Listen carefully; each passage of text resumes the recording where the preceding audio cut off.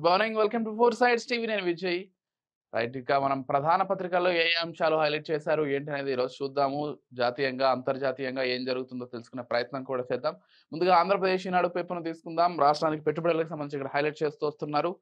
Right, మనం చూడవచ్చు విశాఖకు రైడెన్ అంటూ ఇక్కడ హైలైట్ ఇచ్చారు. 1000 మెగావాట్ల ఏఐ డేటా సెంటర్ ఏర్పాటుకు గూగుల్ అనుబంధ సంస్థ ప్రతిపాదన. 87,000 కోట్ల పెట్టుబడులు, ప్రోత్సాహకాలపై ప్రభుత్వంతో సంప్రదింపులు. సో ఈ ప్రాజెక్ట్ కనుక విశాఖకు వస్తే ఇది ఒక గేమ్ చేంజర్ అనే చెప్పుకోవాలి.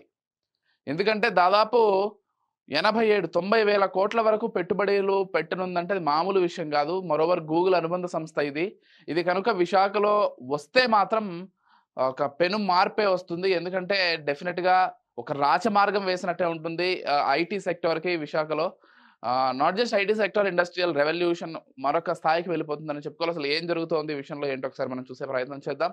విశాఖ నగరానికి మరో ప్రతిష్టాత్మక ఐటీ సంస్థ రాబోతోంది. గూగుల్ అనుబంధ సంస్థ Raiden Infotech India private limited 87,250 కోట్ల రూపాయలతో, అంటే దాదాపు $10 బిలియన్ పెట్టుబడులతో 1000 మెగావాట్ల ఏఐ పవర్ డేటా సెంటర్ ఏర్పాటు చేసేందుకు ఆసక్తి వ్యక్తం చేసింది. 2.5 ఏళ్లలో మొదటి దశ యూనిట్ను పూర్తి చేయనున్నట్లు ప్రభుత్వానికి ప్రతిపాదనలను అందించింది. దీనిపై ఉన్నత స్థాయి అధికారుల బృందం చర్చిస్తున్నట్లు సమాచారం. ఆ సంస్థకు చెల్లించే ప్రోత్సాహకాలు, ఇతర అంశాలపై స్పష్టత రావాల్సి ఉందని తెలిపింది. గూగుల్ సంస్థ 52,000 కోట్ల పెట్టుబడులతో ఆసియాలోని అతిపెద్ద డేటా సెంటర్ను విశాఖలో ఏర్పాటు చేయబోతోంది. సిఫీ సంస్థ 16,000 కోట్ల పెట్టుబడులతో డేటా సెంటర్ కాంప్లెక్స్ ను విశాఖలో నెలకొల్పేందుకు ప్రభుత్వం ఇప్పటికే అనుమతించింది. ఉమ్మడి విశాఖ జిల్లాలో 3 ప్రాంతాల్లో డేటా సెంటర్ల ఏర్పాటుకు రైడెన్ సంస్థ ప్రతిపాదించింది. అడవివరంలో 120, తర్లువాడలో 200, రాంబల్లి అచ్యుతాపురం క్లస్టర్లలో 120 ఎకరాల చొప్పున కేటాయించాలని ప్రభుత్వాన్ని కోరింది. అనుమతులు వచ్చిన వెంటనే నిర్మాణాలు ప్రారంభించి 2.5 ఏళ్లలో మొదటి దశ పనులు పూర్తి చేయనున్నట్లు పేర్కొంది. అన్ని అనుమతులు లభిస్తే వచ్చే ఏడాది మార్చిలో నిర్మాణాలు చేపట్టి 2028 జూలై నాటికి కార్యకలాపాలు ప్రారంభించాలనేది లక్ష్యంగా ప్రస్తావించింది. ప్రతిపాదిత 3 డేటా సెంటర్లను కలిపి సుమారు 2,100 మెగావాట్ల విద్యుత్ అవసరం కానుంది. దీన్ని విద్యుత్ సంస్థల నుంచే తీసుకున్నట్లు రైడెన్ తెలిపింది. అడవి వరంలో 465, తర్లువాడలో 929, రాంబిల్లి డేటా సెంటర్కు 697 మెగావాట్ల చొప్పున విద్యుత్ అవసరమని పేర్కొంది. సో ఈ విద్యుత్తును గనుక, అదేవిధంగా ల్యాండ్ కనుక ప్రభుత్వం సమకూర్చగలిగితే విశాఖలో ఒక పెను మార్పు రాబోతోంది. ఆంధ్రప్రదేశ్ భవిష్యత్తే వెలగబోతోంది డెఫినెట్గా. సో విశాఖ అభివృద్ధిని ఇంకా ఎవరు అడ్డుకున్నా కానీ అడ్డుకోలేనటువంటి ఒక పరిస్థితులకి విశాఖ ఎదిగేటువంటి ఛాన్స్ ఉంటుంది. ఈరోజు హైదరాబాద్, బెంగళూరు, పూణే ఏ విధంగా ఎదుగుతున్నాయో దాన్ని మించి ఎదిగేటువంటి అవకాశం ఉంది. ఎందుకంటే ఏషియాలోనే బిగ్గెస్ట్ డేటా సెంటర్ని అక్కడ పెట్టాలనుకుంటున్నారంట గూగుల్ వాళ్ళు. అండ్ మోరోవర్ ఈ రైడెన్ అనేటువంటి సంస్థ దాదాపు 88,000 కోట్ల పెట్టుబడులు పెట్టేందుకు రెడీగా ఉంది. ఇంకా సింగపూర్కు చెందిన Raiden APAC investment holding company Raiden Infotech India private లిమిటెడ్లో మెజారిటీ వాటాదారుగా ఉంది. అమెరికాకు చెందిన గూగుల్ ఎల్ఎల్సికి అనుబంధ సంస్థగా రైడెన్ ఏపీఏసీ ఈ డేటా సెంటర్ పెట్టుబడులకు నిధులు సమకూర్చనుంది. నాస్డాక్ స్టాక్ మార్కెట్లో పబ్లిక్ లిమిటెడ్ కంపెనీల జాబితాలోనూ నమోదైనట్లు రైడెన్ సంస్థ ప్రభుత్వానికి తెలిపింది. సో ఇది విశాఖకు సంబంధించినటువంటి హైలైట్. సో హోప్ఫుల్లీ అన్ని జరగాలి, అతి త్వరలో ప్రభుత్వం అనుమతులు ఇవ్వాలి, ఆ డేటా సెంటర్ రావాలి, అన్ని సక్రమంగా జరగాలని కోరుకుందాం.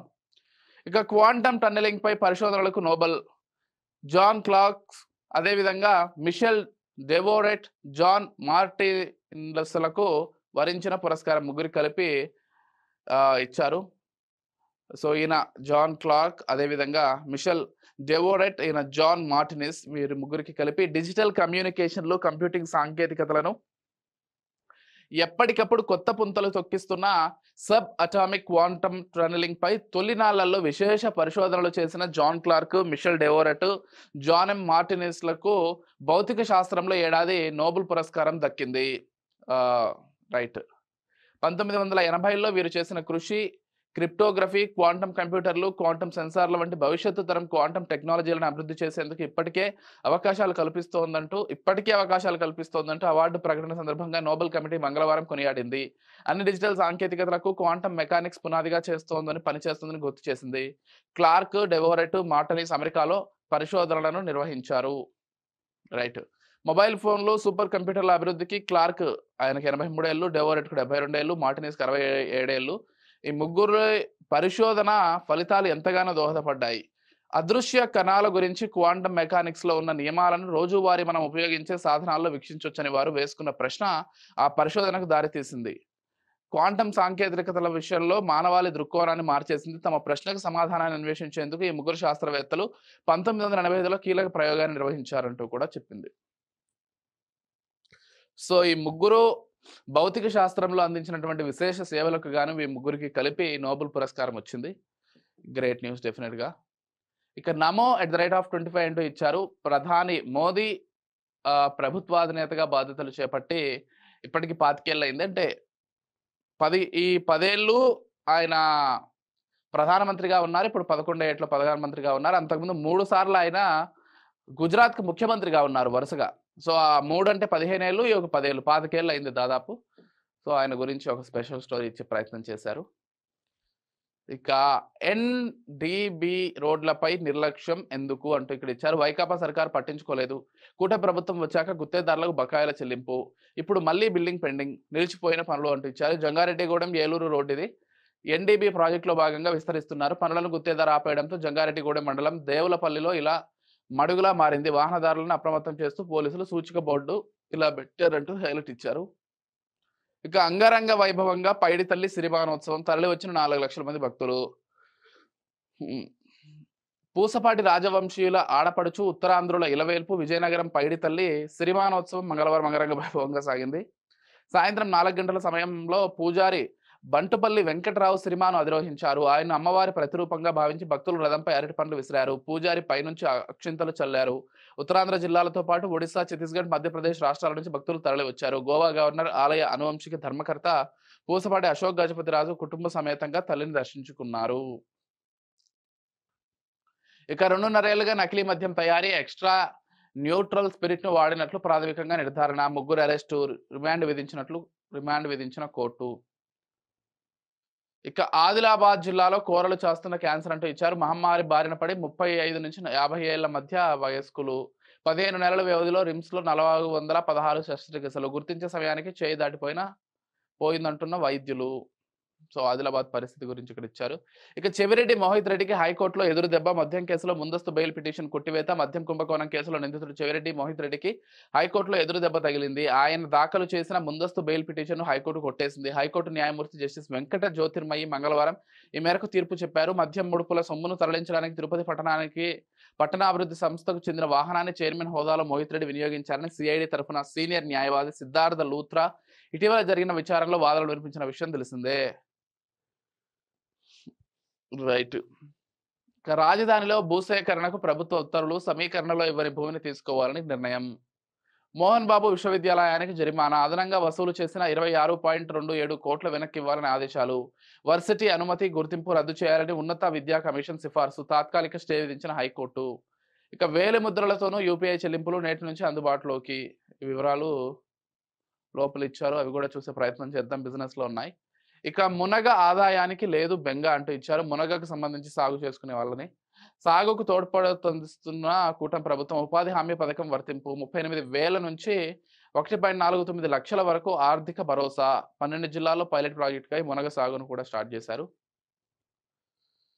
ఇక హిమాచల్ ప్రదేశ్లోని బిలాస్పూర్లో కొండ చర్యలు విరిగిపడి ధ్వంసమైన బస్సు వద్ద సహాయక చర్యలు. హిమాచల్ ప్రదేశ్లో బస్సుపై విరిగిపడ్డ కొండ చర్యలు, 15 మంది దుర్మరణం. సో ఈ కొండ చర్యలు నిత్యం విరిగిపడుతూనే ఉన్నాయి. రైట్. ఇక అప్పన్న ఆభరణాల లెక్కల్లో వ్యత్యాసాలంటూ సింహాచలానికి సంబంధించినటువంటి న్యూస్ ఇచ్చారు. పూర్వ ఏఈఓ ప్రధాన అర్చకులకు నోటీసులు. సింహాద్రి అప్పన్న స్వామి సన్నిధిలో వెండి, బంగారు ఆభరణాల లెక్కల్లో అవకతవకలు జరిగాయన్న ఆరోపణలపై పూర్వ ఏఈఓ అదేవిధంగా ప్రధాన అర్చకులకు నోటీసులు జారీ చేసిన అంశం తాజాగా వెలుగులోకి వచ్చింది. అంతకుముందు వచ్చిన ఆరోపణలపై ఆభరణాల తనిఖీ కోసం రాష్ట్ర దేవాదాయ శాఖ జేసీ 5 సభ్యుల కమిటీని నియమించారు. ఈ కమిటీ ఏడాది ఆగస్టు 10 నుంచి వివిధ దశల్లో తనిఖీలు చేసి నివేదిక సమర్పించింది. ఏదేమైనప్పటికీ నేరం రుజువైతే మాత్రం చాలా తీవ్రమైనటువంటి చర్యలు తీసుకోవాల్సినటువంటి అవసరం ఉంది. ఎందుకంటే స్వామివారి ఆభరణాలని గోల్మాల్ చేసేంత ధైర్యం కూడా ఉండకూడదు ఈసారి. ఇక వైభవంగా పౌర్ణమి గరుడ సేవ. శ్రీవారి పౌర్ణమి గరుడ సేవ మంగళవారం రాత్రి వైభవంగా జరిగింది. రాత్రి 7 గంటలకు సర్వాలంకార భూషితుడైన శ్రీ మలయప్ప స్వామి గరుడుపై కొలువుదీరి తిరుమాడ వీధుల్లో విహరిస్తూ భక్తులను కటాక్షించారు. దానికి సంబంధించినటువంటి హైలైట్ ఇచ్చారు.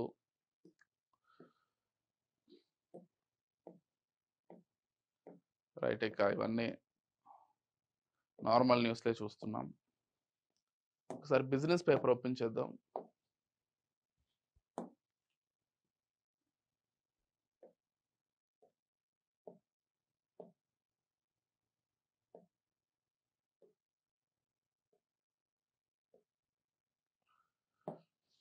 రైట్. సో మరో బిగ్ అప్డేట్ని చూస్తున్నాం మనం. వేలిముద్రతోనూ యూపీఐ చెల్లింపులు నేటి నుంచి అందుబాటులోకి 25% సమయం ఆదా. ఒకే బ్యాంకు ఖాతా ఇద్దరు యూపీఐ చెల్లింపులకు.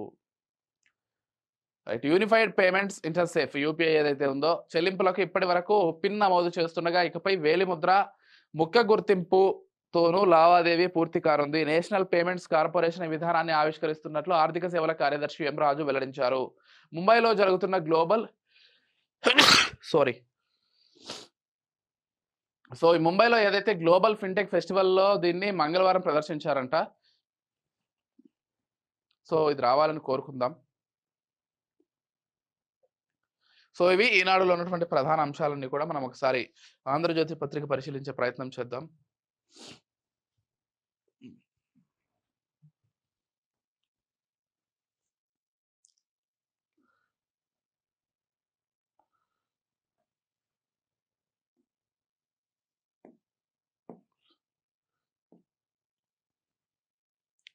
రైట్. ఇక్కడ హైలైట్ చూడొచ్చు. మకిలీ చరిత్ర మరిచి అంటూ హైలైట్ చేశారు. నకిలీ మద్యంపై జగన్ రాజకీయం. మలకల చెరువులో నకిలీ మద్యం తయారీ కేంద్రాన్ని కనిపెట్టింది, కేసు పెట్టింది కూటమి ప్రభుత్వంలోని ఎక్సైజ్ శాఖ అధికారులు. నిందితుల కోసం వేట మొదలుపెట్టింది ఏపీ పోలీసులు. ఈ దందాతో సంబంధం ఉన్న టీడీపీ నేతలపై క్షణం ఆలోచించకుండా సస్పెన్షన్ వేటు వేసింది ఆ పార్టీ అధ్యక్షుడు ముఖ్యమంత్రి చంద్రబాబు నాయుడు. అయినా సరే నకిలీ మద్యం తయారీ వెనుక ప్రభుత్వ పెద్దలే ఉన్నారని చిరువలు పలువలు అల్లడం జగన్ రోత మీడియాకే చెల్లింది. అదంతా పక్కన పెట్టండి. ఇదే దందా వైసీపీ హయాంలో వైసీపీ నేతలు చేసి ఉంటే ఏం జరిగేది? ఒక్క క్షణం ఆలోచించండి. నాటి ప్రభుత్వ శాఖలు పట్టించుకునేవి కావు, మీడియా బయటపెట్టినా స్పందించేవారు కారు. పైగా ఇలాంటి దందాకోరులను పిలిచి పదవులు ఇచ్చి సత్కరించిన నేపథ్యం వైఎస్ జగన్ది. నాటికి నేటికి తేడా ఇది అంటూ ఇచ్చారు. 2022లో జంగారెడ్డిగూడెంలో కల్తీ మద్యం తాగి చనిపోయిన వారి కుటుంబ సభ్యులు వీరంతా. అప్పటి ప్రతిపక్ష నేత చంద్రబాబు పరామర్శకు వచ్చిన సందర్భంగా వీరు బోరున వినిపించడం నాడు అందరినీ కలిసివేసింది. రైట్. పట్టపగలు చంద్రయ్య హత్య అంటూ అక్కడ హైలైట్ ఇచ్చారు. వీటిపై చర్యలేవి. డ్రైవర్ను చంపి డోర్ డెలివరీ, దానిపై చర్యలేవి అంటూ కూడా చెప్పే ప్రయత్నం చేశారు. ప్రభుత్వ పెద్దలకు ముడిపెట్టే ప్రయత్నాలు. తయారీ కేంద్రాన్ని బయటపెట్టిందే నేటి ప్రభుత్వం. వారు వీరు అని లేకుండా సొంత నేతలపైన చర్యలు. క్షణం ఆలస్యం చేయకుండా ఇద్దరిపై సస్పెన్షన్ వేటు. వివాదాస్పదులను ఏమాత్రం ఉపేక్షించని చంద్రబాబు. నాడు అరాచకవాదులకు జగన్ ప్రోత్సాహకం. ఇక దళిత డ్రైవర్ శవాన్ని డోర్ డెలివరీ చేసిన అనంతబాబు. ఆయన ఇంటికి పిలిచి భోజనం పెట్టిన జగన్. చంద్రబాబు ఇంటిపై దాడి చేసిన జోగికి పదవి. జంగారెడ్డిగూడెంలో కల్తీ మద్యం చావులపై చర్యలు నిల్లు. మల్లాది బార్లో 6 మృతి, ఆయనకు టికెట్టు. ఇక కల్తీ కిక్కులో కొత్త కోణం. నకిలీ డిస్టిలరీల ఏర్పాటుకు వైసీపీ టైర్లోనే జనార్దన్ యత్నాలు. ఎవరిని వదలొద్దు. నకిలీ మద్యం కేసులో ప్రభుత్వ ఆదేశాలు. నిందితుల కోసం కొనసాగుతున్న వేట. కమిషనరేట్కు ఎక్సైజ్ సిఐ హిమబిందు బదిలీ. మోహిత్ రెడ్డి ముందస్తు బెయిల్ హైకోర్టులో. రైట్. ఇక హిమాచల్ ప్రదేశ్లో బస్సుపై కొండ చర్యలు విరిగిపడి 18 మంది మరణించారు. సో దానికి సంబంధించినటువంటి హైలైట్ ఇచ్చారు. ఇక పెట్రోల్ వాహనాల ధరలకు సమానంగా ఈవీలు మరో 4-5 నెలల్లో అందుబాటులోకి. శిలాజ ఇంధనంతో ఆర్థికంగా పెనుభారం. కాలుష్య రహిత ఇంధనంలోతోనే భారతదేశ పురోగతి. వచ్చే 5 ఏళ్లలో భారత వాహన రంగం ప్రపంచంలోనే నెంబర్ 1 కావాలి. కేంద్ర రోడ్డు రవాణా మంత్రి గడ్కరీ. రైట్. మరో హైలైట్ చూడొచ్చు మనం ఇక్కడ. 7 కోట్ల భక్షణ. విద్యుత్ శాఖలో అరుదైన అవినీతి. అంతరిస్తున్న అరుదైన పక్షి బట్టమేక. రోళ్లపాడులో 3.5 ఏళ్ల క్రితం దాచాడ. ప్రస్తుతం అవి లేవని WII నిర్ధారణ. అయినా వాటి రక్షణ పేరుతో టెండర్. HT తీగలకు డైవర్టర్ల ఏర్పాటుకు నిర్ణయం. అరుదైన అంతరించిపోతున్న పక్షి జాతిని కాపాడేందుకు ఎన్ని కోట్లైనా ఖర్చు పెట్టొచ్చు, కానీ అసలు అక్కడ ఆ పక్షి ఉనికే లేనే లేదని నిర్ధారణ అయిన తర్వాత కూడా రక్షణ పేరిట కోట్లు ఖర్చు చేసేందుకు సిద్ధపడితే అది నిజంగానే అరుదైన అవినీతి అవుతుంది అంటూ కూడా ఇక్కడ హైలైట్ చేశారు. ఇక కనీస పింఛన్ 2500 11 ఏళ్ల తర్వాత పెంపు దిశగా సంకేతాలు. 10న EPFO ట్రస్ట్ల భేటీలో నిర్ణయం. 7500 చేయాలంటున్న ఉద్యోగ సంఘాలు. 10 ఏళ్లు రెగ్యులర్ సర్వీసు, 58 ఏళ్లు పూర్తి చేసుకున్న వారు పెన్షన్కు అర్హులు. ఇక నవవరుడిని చంపేశారు, వద్దన్నా పెళ్లి చేసుకున్నాడని పెళ్లైన 12 రోజులకే హత్య చేసిన బావమరిది. మరో ఇద్దరితో కలిసి కత్తులతో పొడిచి గుంటూరు జిల్లాలో ఘాతుకం, పోలీసులను రక్షణ కోరిన దక్కని ఫలితం. 14వ పేజీలో ఉంది, డెఫినెట్ గా చూద్దాం ఆ న్యూస్. ఇక 6 BPCL కు 6,000 ఎకరాలు రామాయపట్నం ఓడవేర సమీపంలో కేటాయింపు, 96,000 కోట్లతో పెట్రోకెమికల్ కాంప్లెక్స్ ఏర్పాటు. సో పెట్టుబడులు అయితే భారీగానే వస్తున్నాయి, ఇవి ఎంతవరకు గ్రౌండ్ అవుతాయన్నదే మనం చూడాలి. మోహన్ బాబు వర్సిటీని మూసేయండి, ఆ బాధ్యతలు ఎస్వీకు అప్పగించండి. విద్యార్థుల నుంచి 26 కోట్ల అదనపు వసూళ్లు, 26 కోట్ల అదనపు వసూళ్లు చేశారంట. సర్టిఫికెట్లు ఇవ్వకుండా తీవ్ర వేధింపులు, 15 రోజులు అదనపు ఫీజులు వెనక్కి ఇవ్వాలి. ఉన్నత విద్యా కమిషన్ సంచలన ఉత్తర్వులు, 15 లక్షల జరిమానా చెల్లించిన విశ్వవిద్యాలయం. గుర్తింపు రద్దు, వసూళ్లపై హైకోర్టులో వర్సిటీ. ఇక సవేంద్ర రెడ్డి కేసులో సిబిఐ దర్యాప్తుపై సుప్రీం స్టే. ఎల్ఎల్పి దాఖలకు రాష్ట్ర ప్రభుత్వానికి అనుమతి. గత నెల 22న గంజాయితో అరెస్ట్ అయిన వైసీపీ నేత సవేంద్ర రెడ్డి అక్రమంగా నిర్బంధించారంటూ హైకోర్టులో భారీ పిటిషన్, సిబిఐకి అప్పగిస్తే 26న హైకోర్టు తీర్పు, ఇప్పుడు సుప్రీం స్టే. ఇక పాదచారుల భద్రతపై నిబంధనలు రూపొందించండి, రాష్ట్రాలకు సుప్రీం ఆదేశం. పాదచారుల భద్రతకు సంబంధించి అంటే ఈ వాక్ చేస్తుంటారు ఎవరైతే రోడ్లపైన, వాళ్ళకి సంబంధించినటువంటి భద్రతకు సంబంధించి నిబంధనలు పూర్తిగా ఇవ్వండి అంటూ ఇచ్చారు.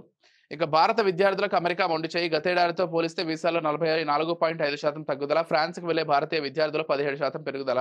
రోడ్డు ప్రమాద బాధితులను ఆదుకుంటే 25,000 ప్రకటించిన యూపీ సర్కార్. రైట్, భారతీయ విద్యార్థులకు అమెరికా మొండి చేయనటువంటి న్యూస్ ఒకసారి మనం చూద్దాం. గత ఏడాది కంటే 44.5% వీసాలు జారీ. ఫ్రాన్స్ వెళ్లే భారత విద్యార్థుల్లో 17% పెరుగుదల. ఇటు విదేశీ విద్యార్థులకు అమెరికా జారీ చేసే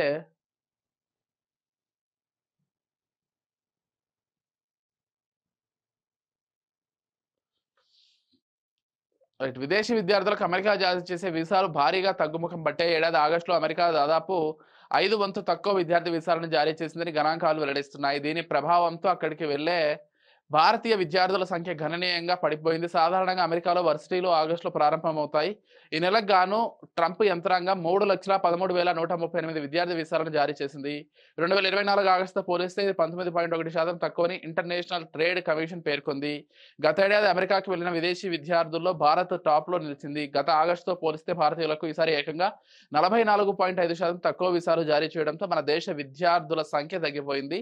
భారతీయ విద్యార్థులకు జారీ చేసిన వీసాల కంటే రెట్టింపు సంఖ్యలో చైనీయులకు 86,647 వీసాలు జారీ అయ్యాయి. మరోవైపు ఇరాన్ నుంచి కూడా ప్రవేశాలు 86% తగ్గాయి. అమెరికా అధ్యక్షుడు ట్రంప్ విధానాలతో ఉన్నత విద్య కోసం ఆ దేశానికి వెళ్లాలని భావిస్తున్న భారతీయ విద్యార్థులు బెంబేలెత్తుతున్నారు. వందలాది మంది విద్యార్థుల వీసాలు రద్దు చేయడం, వీసా ఇంటర్వ్యూలు షెడ్యూలింగ్ నిలిపేయడం, ఆంక్షలు, అరెస్టులు, సోషల్ మీడియా వెట్టింగ్, అదేవిధంగా H1B వీసా దరఖాస్తు రుసుములు పెంచడం వంటి చర్యలతో వీరంతా ఆందోళన చెందుతున్నారు. సో ఇది పరిస్థితి ఇంటర్నేషనల్ వీసాలకు సంబంధించి.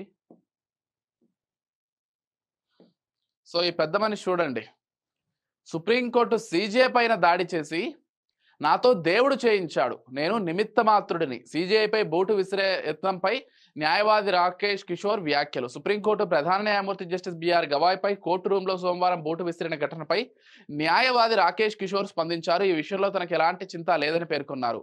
తొలుత ఆయన సనాతనుడు, తర్వాత బౌద్ధంలోకి మారారు. ఇప్పుడు ఆయన దళిత బిడ్డని చెప్పుకుంటున్నారు. ఆయన దళితుడా?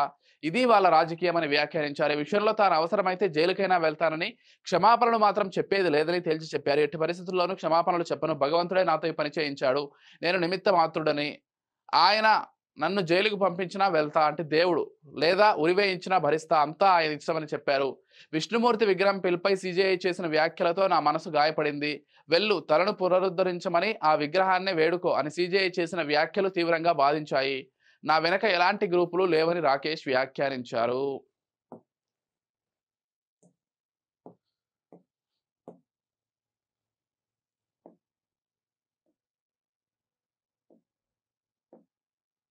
రైట్, 14వ పేజీ చూద్దాం ఒకసారి. హత్య కేసుకి సంబంధించి ఏం జరిగిందో అనేది.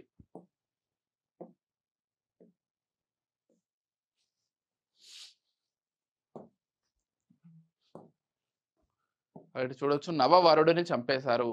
గుంటూరు కార్పొరేషన్ అక్టోబర్ 7కు సంబంధించినటువంటి వార్తను మనం చూద్దాం. ప్రేమ పెళ్లి, ఓ నిండు ప్రాణాన్ని బలి తీసుకుంది. ప్రేమ పెళ్లి. తన చెల్లిని ప్రేమించి పెళ్లి చేసుకోవడం ఇష్టం లేని ఆమె అన్న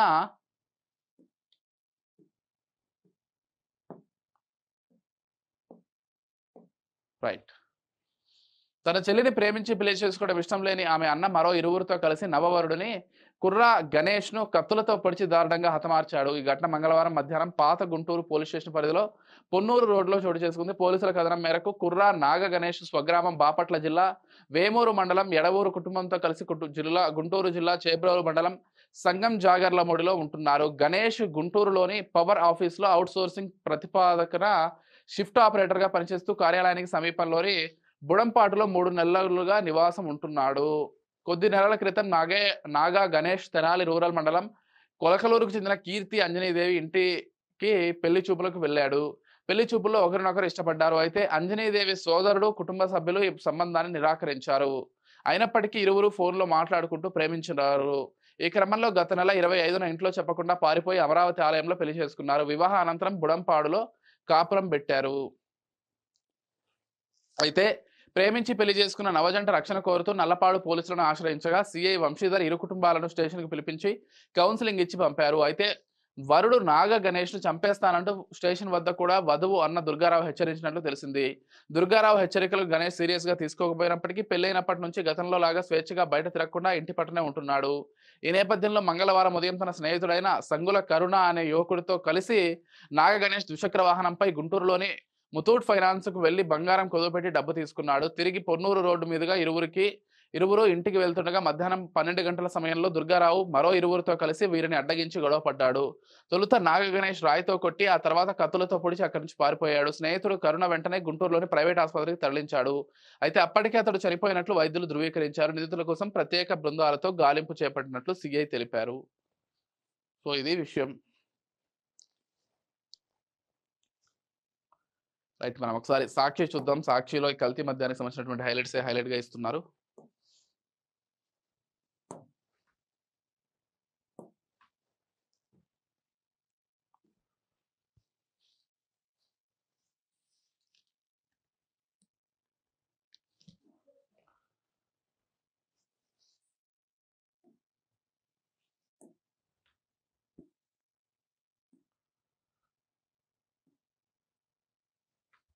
రైట్, మద్యం ఆదాయం బాబు మాఫియాకి అంటే ఈ రోజు కూడా ఇదే హైలైట్ ఇచ్చారు. రీజనల్ కోఆర్డినేటర్లు, జిల్లా అధ్యక్షులు, పార్లమెంట్ నియోజకవర్గాల పరిశీలకుల సమావేశంలో మాజీ సీఎం వైఎస్ జగన్ మండిపాటు. మాఫియా వ్యవహారంలో సరఫరా, విక్రయాలు, పెదబాబు చిన్నబాబు అండదాలతో ప్రాంతాల వారీగా ఫ్రాంచైజీలు వసూళ్లు. ప్రతి 4-5 బాటిళ్లలో ఒకటి నకిలీనే. అమాయక ప్రాణాలు హరిస్తూ కాసుల దందా. ప్రభుత్వ ఆధ్వర్యంలోనే మద్యం దుకాణాల తొలగింపు. ఊరూరా బెల్ట్ షాపులు, పోలీసుల రక్షణతో వేలంపాటలు. తప్పనిసరి పరిస్థితుల్లోనే ర్యాండమ్గా ఎక్సైజ్ దాడులు. నాడు ప్రభుత్వ ఆధ్వర్యంలోనే వైన్ షాపులు, పరిమిత వేలల్లో విక్రయాలు, లాభాపేక్ష లేకుండా అన్ని రకాల తనిఖీలతో నాణ్యమైన లిక్కర్. ఈసారి ఇదంతా చేస్తున్నారంటూ ఇచ్చారు. ఇక బాబు షూరిటీ పోయింది, మోసం గ్యారంటీగా మారింది. సర్కార్పై ప్రజలకు భ్రమలు తొలగిపోయాయి. ఏది చూసినా దోపిడీయే, వ్యవస్థలన్నీ నిర్వీర్యం, విద్యా, వైద్యం, వ్యవసాయం అస్తవ్యస్తం, ఉద్యోగులకు బాబు దగా.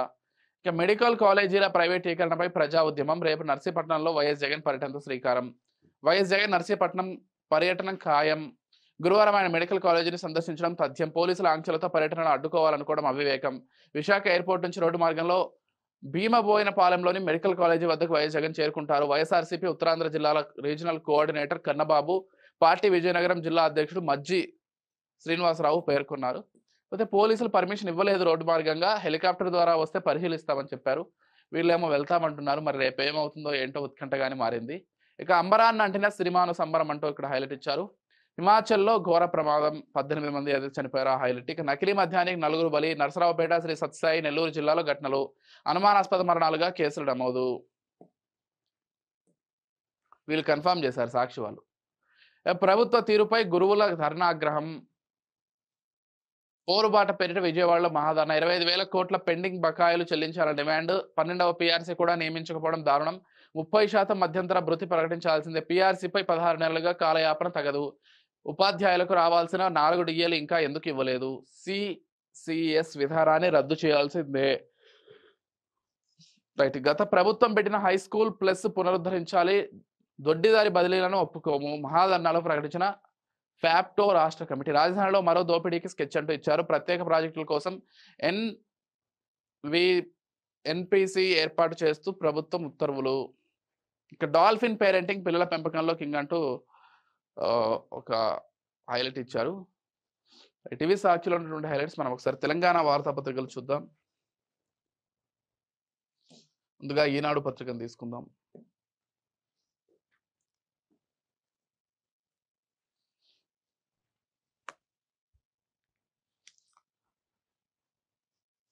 రైట్, ఇక్కడ భౌతిక శాస్త్ర నోబెల్స్ నేటి క్వాంటమ్ విప్లవం వీరి వల్లనే, వీరి చలవే. కంప్యూటర్ల తోటలో పుస్తక సుగంధం. ఇది ప్రజా గ్రంథాలయం అంటే నమ్మగలరా? హైదరాబాద్లోని హైటెక్ సిటీ లాంటి చోట ప్రతి చదరపు అడుగు సువిశాలమైనదిగా మారిన ప్రస్తుత తరుణంలో ఇలాంటి ఒక పుస్తకాల గుడిని ఊహించగలమా? అక్షర జ్ఞానానికి మించింది మరొకటి లేదని భావించిన కోఫోర్స్ సంస్థ దాన్ని అందుబాటులోకి తీసుకొచ్చింది. వివరాలు రెండులో ఉన్నాయి. సో డెఫినెట్గా ఇది సందర్శించాల్సినటువంటి విషయమే. నేను కూడా పర్సనల్గా వెళ్ళి చూస్తాను ఆ గ్రంథాలయాన్ని. గ్రూప్ 1 నియామకాలపై స్టేకి సుప్రీంకోర్టు నిరాకరణ. బీసీ రిజర్వేషన్లపై బలమైన వాదనలు. ముఖ్యమంత్రి రేవంత్ రెడ్డి ఆదేశం. మంత్రులు ఈరోజు హైకోర్టులో జరగనుంది ఈ వాదన. మంత్రులు పార్టీ నేతలతో సమావేశం. స్థానిక టికెట్ల కేటాయింపులో సామాజిక న్యాయం పాటించాలని భేటీలో నిర్ణయం. ఇక వ్యాఖ్యల వివాదంపై పొన్నం ప్రభాకర్ను ఆరా తీసిన సీఎం.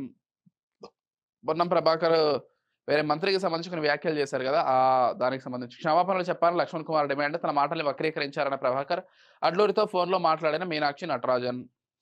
ఆదిలాబాద్లో క్యాన్సర్ కోరలు. 16 నెలల వ్యవధిలో రిమ్స్లో 416 శస్త్రచికిత్సలు. మహమ్మారి బారిన 35 నుంచి 50 ఏళ్ల వయస్కులు. ప్రకృతి వనరులకు నిలువైన ఉమ్మడి ఆదిలాబాద్ జిల్లాలో క్యాన్సర్ వ్యాధుల కోరలు చేస్తోంది.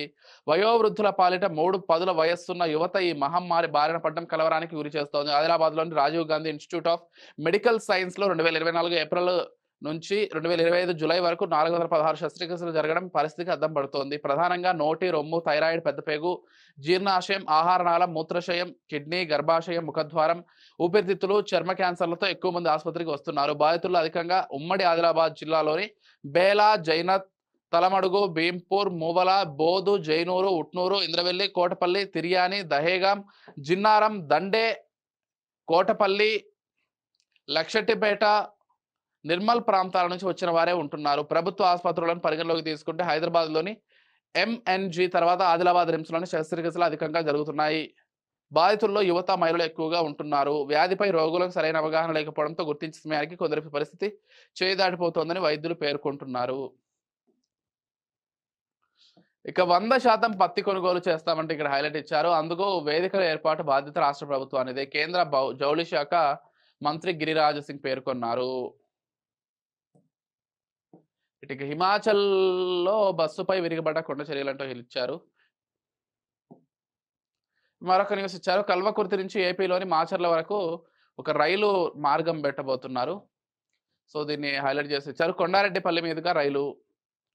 తెలుగు రాష్ట్రాల మధ్య నూతన మార్గంలో రైల్వే అనుసంధానం కోసం ప్రతిపాదన. కల్వకుర్తి మాచర్ల ప్రాజెక్టుకు సంబంధించి చర్యలు వేగవంతం అవుతున్నాయి. దీన్ని ఫైనల్ లొకేషన్ సర్వేకు అనుమతులు ఇవ్వాలని కోరుతూ రైల్వే బోర్డు దక్షిణ మధ్య రైల్వేకు లేఖ రాసింది.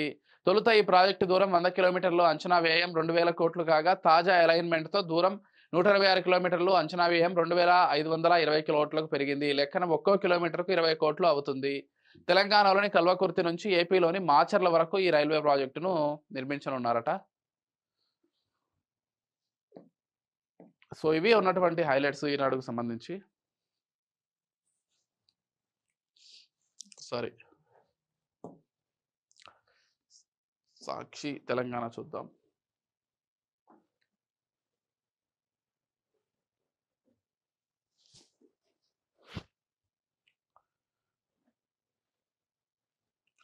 రైట్, ఏఐ దుర్వినియోగానికి చెక్ అంటూ ఇచ్చారు. ఏఐతో గుత్తాధిపత్యం అంటూ ఇక్కడ ఇచ్చారు.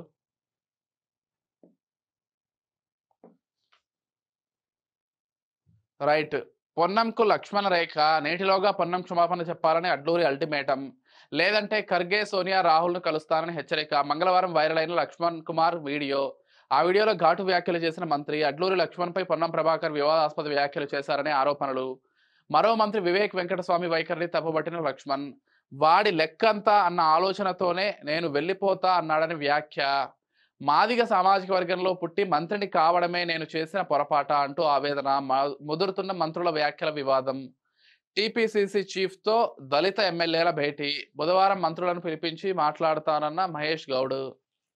ఇది మా ఇంటి సమస్య పిసిసి చీఫ్. దళిత ఎమ్మెల్యేలతో సమావేశం అనంతరం పిసిసి చీఫ్ మహేష్ గౌడ్ మీడియాతో మాట్లాడుతూ ఇది తమ ఇంటి సమస్య అని అన్నారు. కాంగ్రెస్ పార్టీలో అన్ని కులాలకు సముచిత గౌరవం ఉంటుందని చెప్పారు. ఇద్దరు మంత్రులతో తాను ఫోన్లో మాట్లాడారని, మరో మంత్రి శ్రీధరబాబు కూడా మాట్లాడారని, ఇద్దరిని బుధవారం పిలిపించి మాట్లాడతారని వెల్లడించారు. అందరికీ సమాన గౌరవం అంటారు, ఇలాంటి వ్యాఖ్యలు చేస్తారు. పిసిసి చీఫ్ కు చెప్పిందే ఫైనల్. మంత్రి పొన్నం అడ్డూరి లక్ష్మణ్ వ్యాఖ్యలపై తాను మాట్లాడేదేమీ లేదని మంత్రి పొన్నం ప్రభాకర్ స్పష్టం చేశారు. ఈ విషయమై తనతో పిసిసి చీఫ్ మాట్లాడారని, రామత్ నగర్ లో ఏం జరిగిందో ఆయనకు వివరించారని, అదే ఫైనల్ అయి మంగళవారం మీడియాతో మాట్లాడుతూ వ్యాఖ్యానించారు. పార్టీ పరంగా మహేష్ కుమార్ గౌడ్ ఆదేశాలు తమకు శిరోధార్యమని చెప్పారు.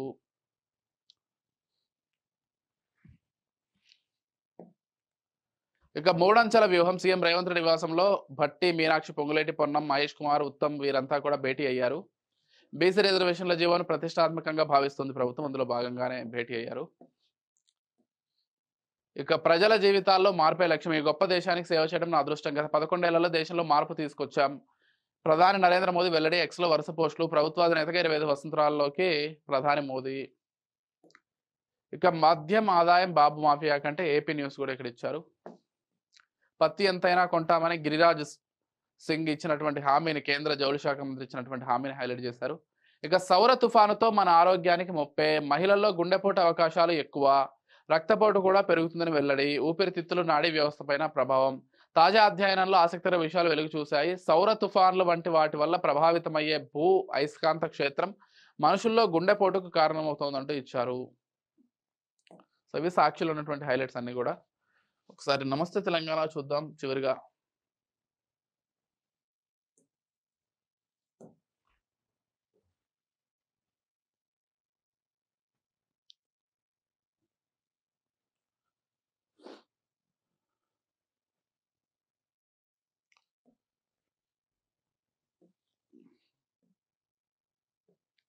నేను మాదిగను, మంత్రినైతే తప్ప. కాంగ్రెస్ లో మాదిగలకు అడుగడుగునా అవమానం. రేవంత్ రెడ్డి వచ్చినప్పటి నుంచి ఇదే తీరు. తొలి మంత్రివర్గంలో అవకాశం ఇవ్వని వైనం. మొదటి బహిష్కరణ వేటు జక్కా జడ్సన్ పైనే. మాదిగ ఎమ్మెల్యేల ఒత్తిడితోనే మంత్రి పదవి. తాజా అడ్లూరిపై పొన్నం వ్యాఖ్యల నేపథ్యంలో మరోసారి చర్చనీయాంశం. సో ఆ దిష్టి బొమ్మను దహనం చేస్తూ ఇదంతా పెద్ద గొడవ అయ్యేలాగుంది. చూడాలి మరి పొన్నం ఏమైనా దిగివచ్చి ఆయన ఏమైనా క్షమాపణ చెప్తారా, లేకపోతే ఈ వివాదం ఇలాగే కొనసాగుతుందా అనేది వేసి చూడాలి. ఇక బనకచెర్లకు డిపిఆర్. ఏపీ సర్కార్కి ఆల్రెడీ వాళ్ళు కోమటిరెడ్డితో కొంత ఇబ్బంది పడుతున్నారు, మళ్ళీ ఇదొకటి. రైట్. ఏపీ సర్కారుకు నోటిఫికేషన్. మొండిగా ముందుకెళ్తున్న పొరుగు రాష్ట్రం. డిజైన్లతో పాటు లిఫ్ట్ టన్నెళ్లు కట్టే చోట ఇన్వెస్టిగేషన్లకు 9.2 కోట్ల కేటాయింపు. అసాధ్యమని సిడబ్ల్యూసీ చెప్పినా పెడచెవిన పెడుతున్న బాబు సర్కారు. తెలంగాణ జల హక్కులను కొల్లగొట్టే ప్రాజెక్టుకు కేంద్రం అండదండతో అడుగులు. ఇక నేడు హైకోర్టు విచారణ. స్థానికంపై ఉత్కంఠ. అది న్యాయ వ్యవస్థ పైన దాడే అంటూ అక్కడ మరో హైలైట్ ఇచ్చారు. ఇక అడిగినంత ఇస్తారా, బుల్డోజర్ పంపాలనా, రేవంత్ రెడ్డి ఫోర్స్ పేరిట బెదిరింపులు. సిద్దిపేట జిల్లాలో ఆగడాలు. ఫోన్ చేసి పలువురు నుంచి డబ్బులు డిమాండ్. అక్రమ వసూళ్లకు సీనియర్ల అండ. ప్రభుత్వ అధికారులకు వార్నింగ్లు. క్రిషాంక్ పై మరో కేసు. 22 నెలల్లో 26 కేసులు పెట్టిన కాంగ్రెస్ సర్కార్. రౌడీ షీట్ తెరిచేందుకు కుట్ర. మన్నే క్రిషాంక్. ఇక RRR అలైన్మెంట్ మార్పు సొంత భూముల కోసమే. ఆపరేషన్ అసలు కాంగ్రెస్ అంటూ ఇక్కడ ఇచ్చారు. ఒక్కొక్కరుగా సీనియర్ నేతలకు చెక్ పెడుతున్న రేవంత్. నిన్న కంటోన్మెంట్, నేడు జూబ్లీ హిల్స్ నియోజకవర్గం. తాజాగా అంజన్ అజారుద్దీన్ కు వ్యతిరేకంగా పావులు. పారాచూట్ నే తలకే ప్రాధాన్యం ఇస్తున్న రేవంత్ వర్గం. పారాచూట్ నేతల కంటే వేరే పార్టీ నుంచి జంప్ అయినటువంటి నేతలకి ప్రాధాన్యం ఇస్తున్నారంటూ చెప్తున్నారు. గత అసెంబ్లీ ఎన్నికల్లోనూ 3 చోట్ల ఇదే ఆపరేషన్. నవీన్ యాదవ్ పంచింది అసలు కార్డులే. ఓటర్ కార్డులు ఆయన చేతికి ఎలా వచ్చినాయి? జాతీయ స్థాయి సంచలనంగా కాంగ్రెస్ నేత ఉల్లంఘన. ఓటర్ కార్డుల పంపిణీపై ఎన్నికల కమిషన్ సీరియస్. మధురానగర్ పోలీస్ స్టేషన్లో క్రిమినల్ కేసు నమోదు. నవీన్ పై చర్యలకు పార్టీలు, ప్రజా సంఘాల డిమాండ్. ఆయనకేమో టికెట్ ఇవ్వాలనుకుంటున్నారు, ఆయన ఏమో కార్డులు పంచారు. ఏమవుతుందో చూడాలి. రైట్. ఇవి 2 తెలుగు రాష్ట్రాలకు సంబంధించినటువంటి ప్రధాన హైలైట్స్ అన్నీ కూడా. ప్రధానంగా ఏపీలో చూసుకున్నట్లయితే పెట్టుబడులే లక్ష్యంగా ప్రభుత్వం ప్రతిరోజు కూడా సమావేశాలు నిర్వహిస్తోంది, మీట్స్ నిర్వహిస్తోంది. విశాఖ కూడా పెట్టుబడులు భారీ స్థాయిలో వచ్చేలాగే కనిపిస్తున్నాయి. చూడాలి మరి ఏం జరగబోతోంది ఏంటనే దానికి సంబంధించి. ఇక తెలంగాణ మనం చూసుకున్నట్లయితే ఈరోజు బీసీ రిజర్వేషన్లకు సంబంధించినటువంటి బిల్లును పై హైకోర్టులో వాదనలు జరగబోతున్నాయి. మరి హైకోర్టు ఏం చెప్తుంది ఏంటి, దానిపైన పిటిషనర్ల తరపు వాళ్ళు సుప్రీంకోర్టుకు వెళ్తారు. ఇవన్నీ కూడా చర్చనీయాంశంగానే ఉన్నాయి. ఇక జాతీయంగా ఈరోజు ప్రధాని మోదీ ప్రభుత్వాధినేతగా బాధ్యతలు చేపట్టి 25 ఏళ్ళు అయింది కాబట్టి ఆయన పైన కొంత ఎక్కువగా ఫోకస్ ఉందనే చెప్పుకోవాలి. ఇక అంతర్జాతీయంగా మనం చూసుకున్నట్లయితే అమెరికా నుంచి మనకి వీసాలు చాలా తక్కువగా వస్తున్నాయంటూ కొన్ని అధ్యయనాల్లో స్పష్టంగా అర్థమవుతోంది. సో ఇవి మొత్తంగా రాష్ట్ర, జాతీయం, అంతర్జాతీయంగా ఉన్నటువంటి ప్రధాన వార్తలన్నీ కూడా. ఇది ఇవాల్టి ది హెడ్‌లైన్ షో. మరో ఎపిసోడ్‌తో మీ ముందుంటాం. Until then keep watching 4 sides TV.